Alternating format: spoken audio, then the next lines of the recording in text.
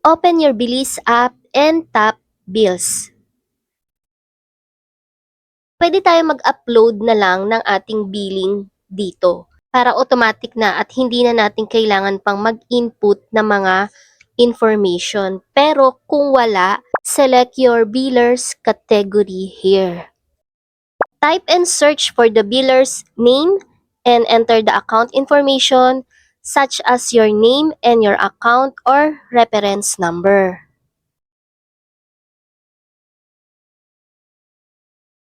Input the amount and choose from the customizable Bilis installment terms. Naka-indicate dito na posting period real time. So, choose the best plan for you. One-time payment, pay in full by March 16, 2026 for 0% interest. Pay in installment, ang available lang sa akin ay 3 months and 2 months. Siguro dahil first time user ako. At kapag 3 months ay 480 pesos. Kapag 2 months naman, 698 pesos. So, meron siyang convenience fee na 12 pesos. Gusto ko siyang bayaran in full payment para 0% interest. Click lang natin to and then click continue. Review and complete that transaction. Check the box and click pay bill. Enter your PIN. Ito yung details ng successful payment natin. Date and time, February 17, 2026 at 3:44 p.m. At yung reference number. Siyempre, i-double check natin kung pumasok ba o nag-update agad yung bayad natin sa ating internet. Sinubukan ko rin siyang gamitin sa Greenwich, SM Taytay.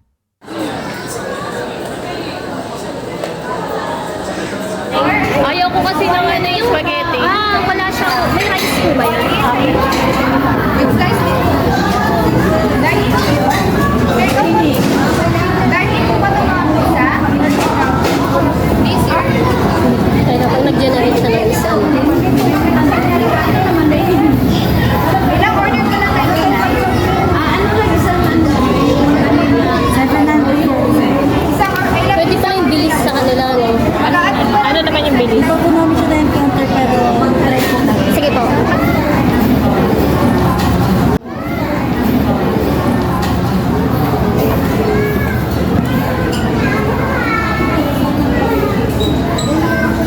Ayun, na-read niya. Na-read niya.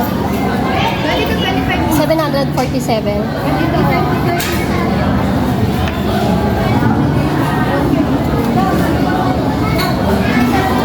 Ano, I have read.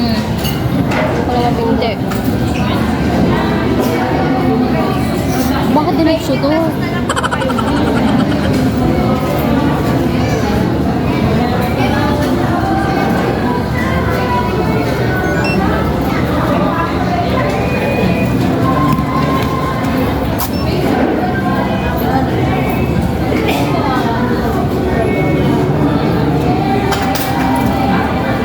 Okay na.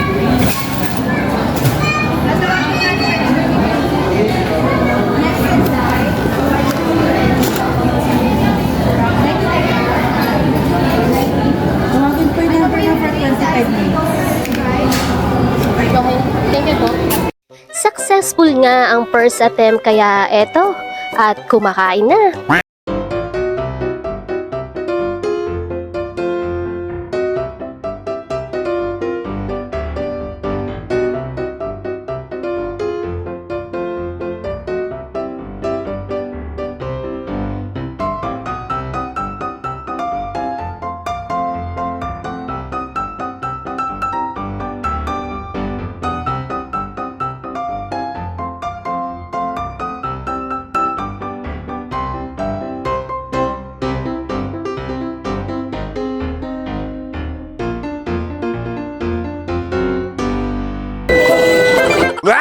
Sa pagbabayad naman, open your Bilis app, enter your PIN. Pwede tayong mag-early payment dito kahit wala pa tayong nare-receive na billing. Click natin to.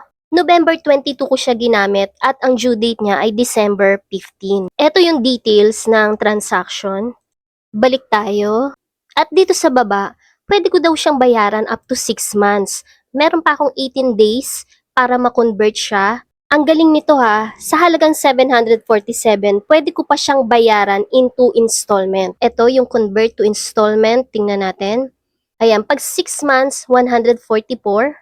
Pag 2 months, 397. Pag 3 months, 270. Sa 4 months, 207.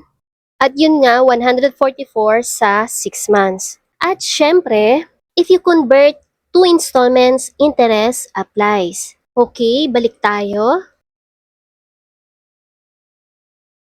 Click Pay Now.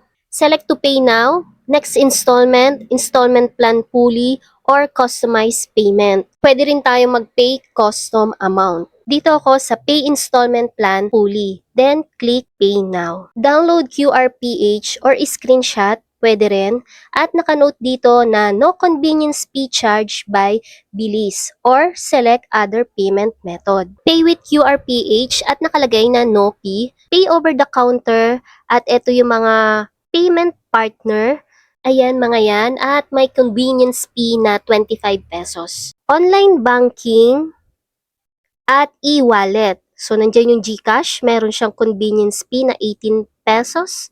Ang Maya, 14.79, Shopee Pay, 13.22, at yung GrabPay na 17.55 ang charge. So, balik tayo. At yung bank transfer. So, andyan yung BDO, Security Bank, BPI, at InstaPay. Balik tayo sa QRPH at i-screenshot ko na lang siya. Pwede nyo ring i-download. So, ang purpose nito, kaya nagpunta muna ako sa Bilis app, ay para makapag-generate ako ng QRPH. And then, saka ko mag-open ng GCash. Magkaiba ang pagbabayad gamit ang QRPH or pag-link lang to GCash or link to other e-wallet. Kasi merong charge kapag nag-link lang tayo. Compare sa QRPH talaga ang gamit nating payment method. Makikita nyo yan mamaya dahil nagbayad din ako at nasubukan ko nang mag-link lang sa GCash. Pagka-open natin ang ating GCash, click QR, upload QR, and select QRPH. Ayan, at click natin ng Pay, 747 ang total amount.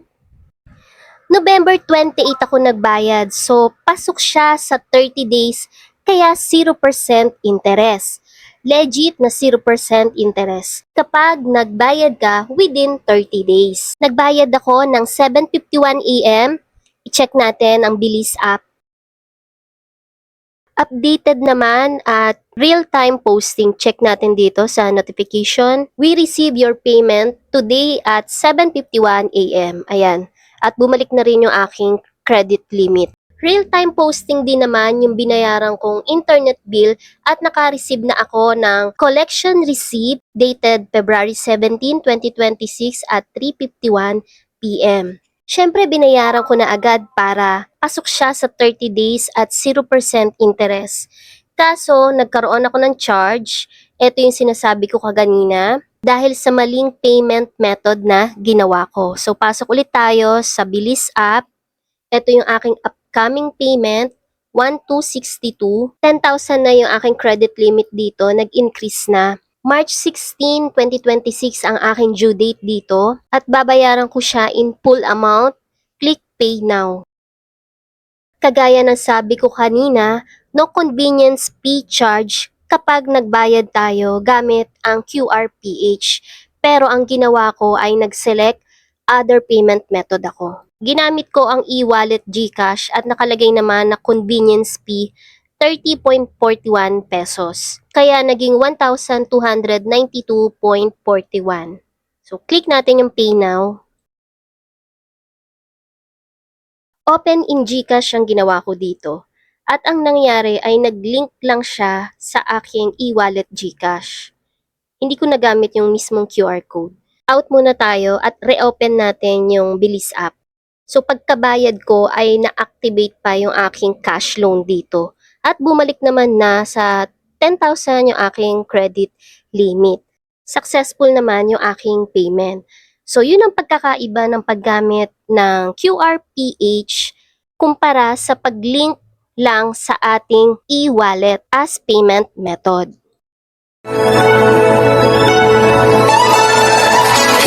Down Cali, driving round with my baby. Top drops and raindrops, motion got me all faded. My heart got me going all crazy, and I won't be walking away.